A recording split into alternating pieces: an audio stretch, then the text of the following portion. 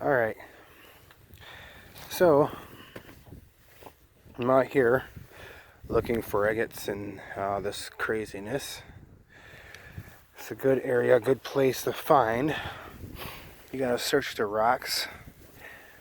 When the light hits an agate, it kind of lets light pass a little bit and it reflects the orange or the red of the agate itself.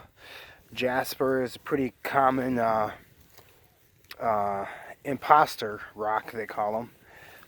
So, when you're out looking, when I'm out looking for agates, this is kind of what we're dealing with. Big vast area. It's like the needle in the haystack story. You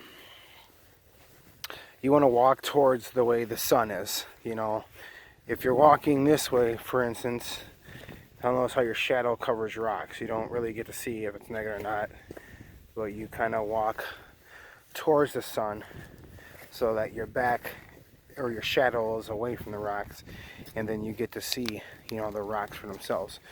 Best time to go is like after a rain, because then the rain washes a lot of the dust and dirt off the top of the rocks, so it's a lot easier to clean. Otherwise, you do a thing like this and carry water bottles. So I'm bringing you on this little slight adventure. Just giving you a quick, intro of rock hunting for agates. There's other minerals here too that you can find, and other mixes of things like this. That's got chalcedony in it, which is an agate without lines, basically.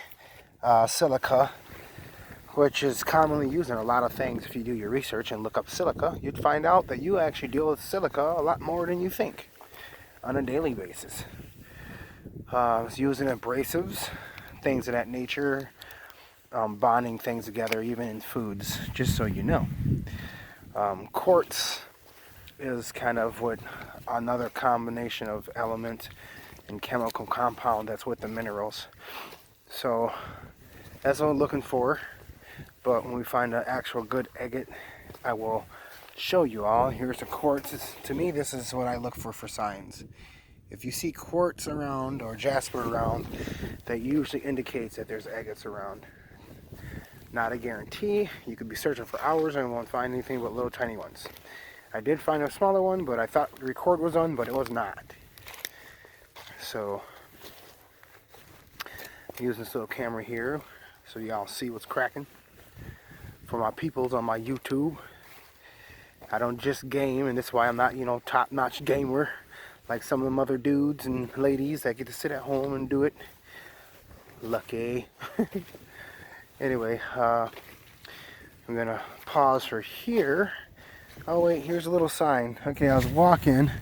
It's very small, but you see how the sun is making it kind of look glow. It's kind of glowing, not look glow, but it's glowing, versus how this rock is not doing anything, it's dull. But see how that one is illuminated somewhat, and it's not very big. It's a little pea-sized one, but that is an agate. Very small. We're looking for them much bigger than this, of course, but just wanted you to see the difference of how it glows when the sun hits it just right. And there's no real, rhyme or reason, but, just got to know the area. You can look up areas. You want a lot of rocky, sandy areas. Here in Minnesota, of course, is where we tend to find more of our bigger agates and farmlands. I always get permission, though, because, a lot of people don't like you on their properties, and if you're there during harvest season or seed planting, you can really screw up a lot of crops. So it's always good to get permission from people before you just go and start walking on their property and asking. And, as long as you're telling what you're doing and don't try to side story them and all that kind of crap and make up shit, they'll tentatively let you be on their property, because you're not out there damaging or stealing or doing anything like that they're more or less what they are worried about. So again, I'm just walking a line towards the sun, so I can use the light source to indicate agates for me. Oh, see, here we go. I just looked over to the side. Lo and behold, there's another agate. Again, this one isn't that big, but it's an agate.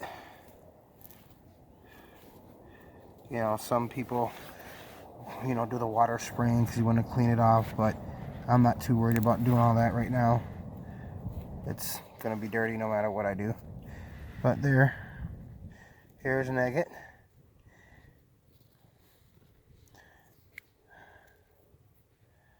There we go. Try to get a close up of that if we can, without it going blurry crazy. There. Just so you know, there's a little find.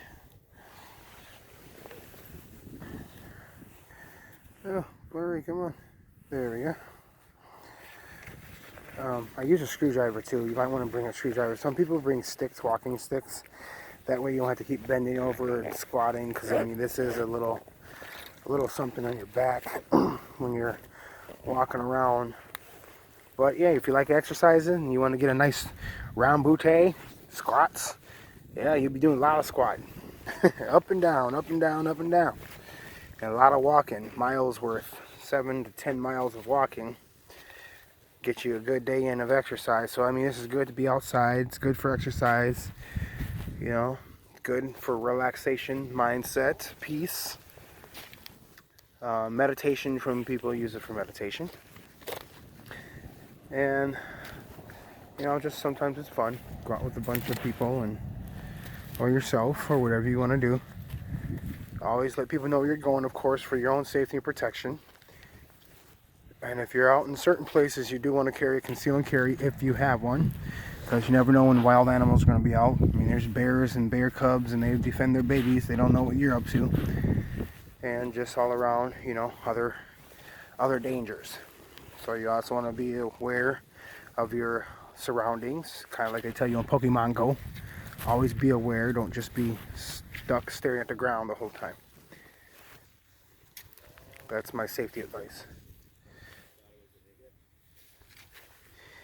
So you get a lot of rocks, Kind of one of the stats is basically, we'll put it in this little tier. Out of every 10,000 big rocks meaning something that's over a pound, out of every 10,000 big rocks, you will find one agate. That's kind of how the ratio goes. So imagine you got to walk around and find 10,000 big rocks like that big, like 10,000 of those. Out of the 10,000, you're going to get one agate. That might be a pound. So that's the craziness of it all.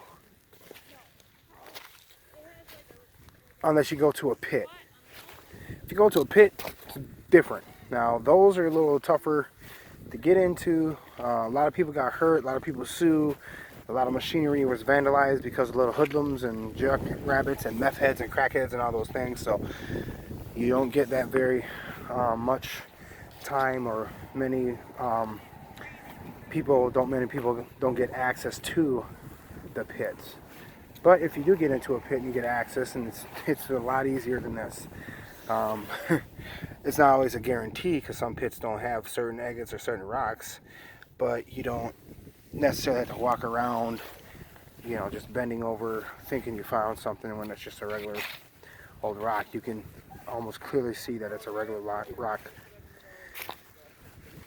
So we're going to pause for here, and thanks for tuning in, and stay tuned for more of the agate hunting adventures, because now I'm getting to like the crazy crap.